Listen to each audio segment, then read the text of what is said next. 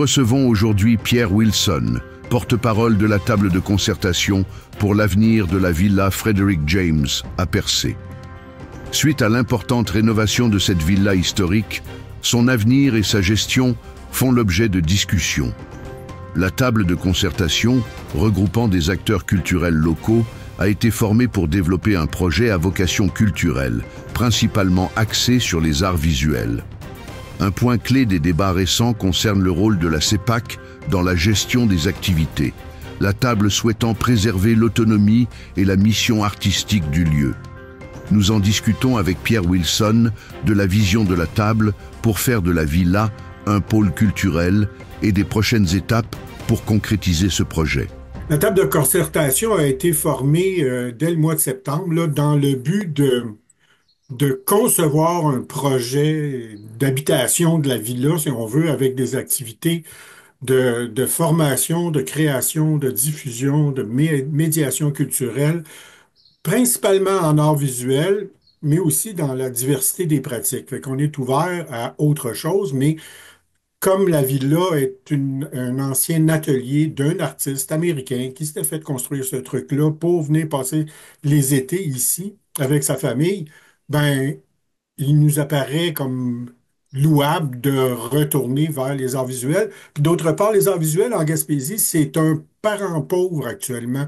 Il y a un seul lieu de diffusion professionnelle, c'est Vaste et Vague à Carleton, dans toute la Gaspésie, là. Fait que avec la villa qui a été construite avec une salle d'exposition aux normes muséales, ben, on pense que c'est approprié d'en avoir un deuxième maintenant. Donc, ce qui est certain, c'est que la table a obtenu une subvention du ministre de la Culture pour entreprendre les travaux de conception de cet appareil-là, si on veut, là. Donc, quand vous me demandez c'est quoi la vision comme telle, ben, c'est sûr que tout le monde autour de la table, on a une idée de ce que ça pourrait être, mais là, il est temps maintenant de tout mettre ça en commun pour arriver avec un projet qui est mieux structuré, mieux balancé, si on veut.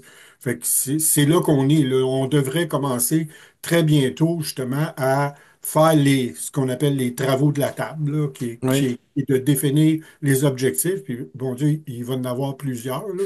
Fait que définir les objectifs, définir les champs pratiques aussi que nous aimerions couvrir. Puis comment on va les couvrir aussi? Est-ce qu'on est en appel de dossier? Est-ce qu'il y a du discrétionnaire qui est laissé à la direction artistique? Tout ça doit être un peu décidé. Puis surtout, définir le modèle de gestion, c'est quoi l'entreprise qui gère tout ça comme tel, puis le budget qui va aller avec. Fait que on devrait entreprendre vers la fin du mois de mai, j'ai bon espoir là, qu'on devrait pouvoir commencer à travailler là-dessus pour aboutir fin septembre avec un plan d'affaires, si on veut, puis après ça, commencer des discussions et avec la CEPAC et avec le ministre de la Culture aussi, là. C'est sûr que nous, on veut travailler en culture, le ministère de la Culture devrait être impliqué là-dedans. Fait que pour pouvoir justement définir comment on est capable de faire ça ensemble, puis comment on est capable de le financer aussi, bien sûr, parce que ça ira pas sans financement. Et on se parle ce matin parce qu'il y a cette opposition à la décision de confier la gestion de la villa à la CEPAC, ce que j'ai compris dans votre communiqué. Est-ce que, bon, pour bien comprendre, pour qu'on comprenne bien, qu'est-ce que ça veut dire si la CEPAC est gestionnaire et qu'est-ce que ça veut dire pour le bâtiment lui-même et pourquoi vous vous y opposez? En fait, on s'oppose pas à ce que la CEPAC devienne, à travers le ministère de l'Environnement, là, mais devienne propriétaire du bâtiment, puis s'occupe de la pérennité du bâtiment, de l'entretien du bâtiment. Ça, on s'est jamais opposé à ça. Ce qu'on s'oppose à, c'est que on a eu des réunions avec les gens du bureau du ministre où ils nous disaient que la CEPAC serait responsable des opérations. Tu sais. Responsable des opérations, ça veut dire que ça devient ta mission. À l'intérieur de ta mission, tu vas opérer le bâtiment. Tu sais. Mais la mission de la CEPAC, c'est pas une mission en art visuel et diversité des pratiques, c'est bien clair. Tu sais. Fait que là, il y a eu comme une période de flottement où on s'est fait dire, comme trois fois plutôt qu'une, que c'était ça puis c'était ça. Tu sais, que la CEPAC s'occuperait du bâtiment. Fait qu'on a, c'est là qu'on a sorti notre communiqué pour dire on s'oppose à ça. Tu sais, on s'oppose à ce que la CEPAC opère le bâtiment. Maintenant, on a eu une rencontre avec le PDG de la CEPAC, M. Soucy, très gentil. On a eu une très bonne rencontre. Ils sont très ouverts. Il y a comme pas vraiment de problème pour eux autres à ce qu'on soit, que la table soit, étant donné que le ministre nous appuie avec la subvention, que la table soit l'interlocuteur privilégié pour trouver comment on va gérer ce truc-là. Ils n'ont pas, a priori, de problème avec le fait qu'on soit responsable des activités, donc une certaine forme d'autonomie là-dedans. Puis ils sont même prêts à essayer quand on aura convenu de quelque chose avec eux autres qui est acceptable pour la CEPAC, de nous aider à trouver le financement de ça. Tu sais. Mon Dieu, les choses ont vraiment viré depuis qu'on a émis notre communiqué. D'abord, le ministre s'est commis en disant que ça devait rester culturel, ce qu'on n'avait pas encore comme je l'ai dit statement, là, mais tu sais, Mhm. c'est pas fait, ça, de dire ça comme tel. Ça, ça a été dit, on est content. Puis en plus, avec les discussions qu'on a avec la CEPAC, ben mon Dieu, c'est comme c'est ouvert, c'est transparent. Il nous reste à nous à faire notre plan de travail, puis notre plan d'affaires finalement pour le proposer, puis voir où est-ce qu'on peut aller. Tu sais. Oui, parce que ce que je comprends, c'est que le fait de garder cette vocation culturelle à ce bâtiment, c'est que ça vient ajouter dans la région une certaine diversité, mais aussi des retombées économiques, sociales potentielles, j'imagine, différentes que celles qui seraient prises peut-être par la CEPAC. C'est ça que je comprends. Ben, c'est tout à fait notre propos, c'est-à-dire que nous, ce qu'on veut, c'est qu'il y ait des retombées de ce truc-là. Là. Écoutez, ils ont investi 25 millions dans un énorme, magnifique bâtiment. C'est très beau, on est super contents, mais il faut aussi que ça serve et à la population et aux artistes, puis bien sûr au tourisme aussi. Là, tu sais. Fait que nous, ce qu'on veut, c'est qu'il y ait des retombées, c'est-à-dire que éventuellement, le budget venant de je ne sais pas où encore, mais bon, cet argent-là, quand on fait une exposition avec un artiste, vous savez que théoriquement, tout lieu de diffusion professionnelle est obligé doit payer un cachet d'exposition, un droit d'exposition aux artistes qui exposent. Tu sais. Souvent, en culture, on fait des raccourcis, on n'est pas capable, on n'a pas l'argent, les artistes acceptent, OK, c'est correct, mais on devrait le faire, mais, il me semble, là, correctement. Donc, de l'argent qui s'en va directement chez les artistes. En plus, si on a une corporation avec des employés, on professionnalise aussi des personnes d'ici pour s'occuper de ce lieu-là et avec des salaires décents, là, ça serait le fun qu'en culture, on ait des salaires décents. Là, tu sais. Fait que là aussi, il y aurait des retombées. Puis bien sûr, des retombées culturelles vers la population, c'est-à-dire que je ne peux pas garantir aujourd'hui qu'on va être capable d'ouvrir à l'année complètement, mais on veut pouvoir offrir de la formation pour les artistes, mais aussi des ateliers de médiation, des cours en art visuel pour la population. Pas mal certain qu'on aurait de la clientèle pour ça. Puis pour qu'il y ait quelque chose qui se passe à Percé dans les autres saisons que la saison touristique comme ça. Hmm. Donc notre vision est, on comprend très bien que le lieu va être visité par les touristes, là, il va y avoir affluence, puis qu'il faut donc travailler dans ce sens-là aussi, tu sais. Mais on veut avoir un ancrage dans la population aussi. On veut être un peu plus présent que ça. Mais je peux pas vous dire aujourd'hui Hmm. combien de temps on va être capable d'être ouvert par année, je ne sais pas encore. Oui, ok. Ouais. Comment est-ce que vous êtes au courant un peu comment la communauté culturelle en général régionale en fait a réagi à cette décision-là actuelle? Ben, écoutez, on est autour de la table, il y a 8 organismes, là. On a eu le support de la ville de Percé en plus, par résolution. Mais on a autour de nous, sur la table, on a Culture Gaspésie, Courant culturel, Atelier à travers, Musée Le Chafaud, Vaste et Vague, les Perséides, les grandes rencontres. Coudon, tu sais, on est à peu près ce qui est en art visuel là, de la Gaspésie, là, on est à peu près tous là, là. Donc, Vous voulez peut-être parler de patrimoine Gaspésie, puis du fait qu'il y a des gens, Jean-Marie Fallu, qui s'opposent à ce que nous, on décide de qu'est-ce qu'il va y avoir là-dedans.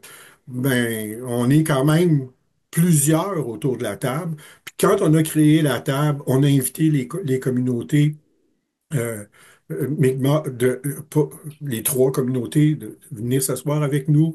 Euh, Au début, Patrimoine Gaspésie, avec Jean-Marie Fallu, faisait partie de la table. Il a décidé qu'il s'en allait. Il a ses opinions, il n'y a pas de problème avec ça, là, tu sais, mais il ne peut pas venir contester notre légitimité alors que le ministre nous reconnaît comme tel, que la CEPAC nous reconnaît comme le seul interlocuteur valable. Puis, s'il y en a qui veulent venir influencer la table, mais c'est exactement ce qu'on veut, c'est ce qu'on fait. Hein? Ça s'appelle une table de concertation. La concertation, c'est pas de la consultation. La concertation, c'est on s'assoit des partenaires ensemble pour monter un projet et le réaliser. Tu sais. Puis on a une approche très. Moi, je suis porte-parole, je suis pas président, je suis pas directeur, là, je suis porte-parole. Je rapporte les discussions qu'on a ensemble, puis on essaye, on est toujours en consensus. Puis quand il y a quelqu'un qui veut pas, il peut se retirer, c'est pas grave, là, tu sais, là. Mais au total, je trouve qu'on a réussi à réunir pas mal de monde important en culture et en art visuel. Et diversité des pratiques, faut pas que j'oublie de le dire, parce que la diversité des pratiques, vous savez, je veux dire, j'ai été dans une autre vie, j'étais directeur d'un musée à Montréal. Notre spécialité, c'était les métiers d'art. On faisait aussi de l'art visuel, puis les métiers d'art, c'est de l'art visuel. Puis, de temps à autre, on avait une exposition où une tisserande s'associait avec une écrivaine, puis faisait monter une exposition avec lecture de poésie. On n'est pas contre ça, là, tu sais, il y a vraiment aucun problème. Quelqu'un voudrait venir faire de la musique dans la vie-là, je veux dire, on va pas empêcher ça. Au contraire, on va le souhaiter là, qu'il y ait des choses comme ça. Fait que pour nous, on est ouvert à toutes les choses, mais c'est certain que on a une majeure en art visuel. Les gens assis autour de la table, on est beaucoup en art visuel. On est, je pense que ce qui est reproché, c'est qu'on est parfois art visuel, trop art visuel vivant. Ben, c'est le fun quand même de dire qu'il y a de la place pour les artistes qui opèrent, qui œuvrent en Gaspésie. Puis c'est sûr aussi, tu sais, qu'on va pas oublier la réalité patrimoniale artistique de Percé. C'est quand même un lieu emblématique au niveau des arts visuels. Il y a eu beaucoup de très bons artistes qui ont vécu à Percé, qui ont pratiqué à Percé. Il y a de grands artistes qui sont passés à Percé, qui se sont inspirés de ça. C'est certain que on va revenir de temps à autre avec ça. Et puis, bon, ben, bon Dieu, on est dans la maison de Frédéric James, qui lui-même était un artiste. Fait que c'est sûr on va parler de ça aussi. On va pas effacer cette mémoire-là. Là. Je veux dire, on est dans le bâtiment. Puis pour terminer, ce serait quoi les prochaines étapes au niveau de, je sais pas s'il y a une chronologie là-dedans qui fait que on va, par rapport à cette mobilisation, mais à partir de quand il y a quelqu'un qui va se prononcer pour donner une décision au final et à quel Ben, moment? comme je vous le dis, tu sais, nous, on va commencer nos travaux de réflexion sur tous les aspects du problème, si on veut, là. Puis il faut inventer quelque chose, là. Comme M. Soucy de la CEPAC l'a dit, on est devant une nouveauté, là. C'est nouveau, c'est pas un modèle qui existe, il faut qu'on invente ça. Donc, on devrait commencer cet été, là, juin, juillet, août, septembre. Euh, Après ça, ben, c'est certain que dans la chronologie, là, après ça, on aura déposé notre plan d'affaires, puis il faudra s'entendre avec le ministère de la Culture, avec la CEPAC, comment on est capable de mettre ça en forme, puis de quand est-ce qu'on peut le commencer comme tel. C'est sûr que, idéalement, on vise qu'on commence à travailler, puis que dès l'été 2026, on est en fonction, on est en train de travailler, mais c'est sûr aussi que il va certainement avoir des délais, là, mais D'après moi, l'automne, si on travaille bien, on est capable de structurer ça. Au début de l'hiver, l'entreprise est en place, on commence à faire une programmation plus rapide au début, puis on s'assure qu'on a des activités pour l'été 2026, là, tu sais. Grosso modo. Ben, merci beaucoup, Pierre, pour votre temps. Il n'y a pas de quoi, ça fait plaisir. Mhm.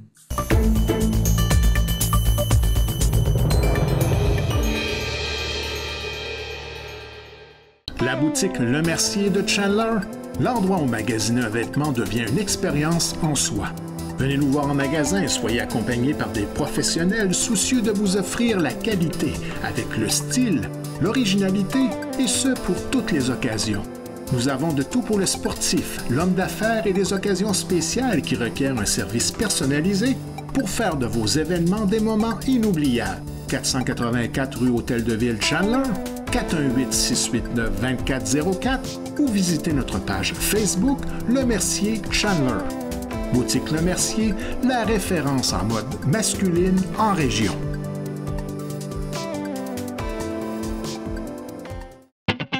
Poissonnerie Le Lièvre et Le Moyen, là où la fraîcheur est synonyme de qualité. Pour un choix impressionnant de poissons et fruits de mer, rendez-vous chez Le Lièvre et Le Moyen de Sainte-Thérèse de Gaspé. Nos employés seront vos conseillers pour préparer des repas terre et mer qui resteront gravés dans la mémoire de vos invités.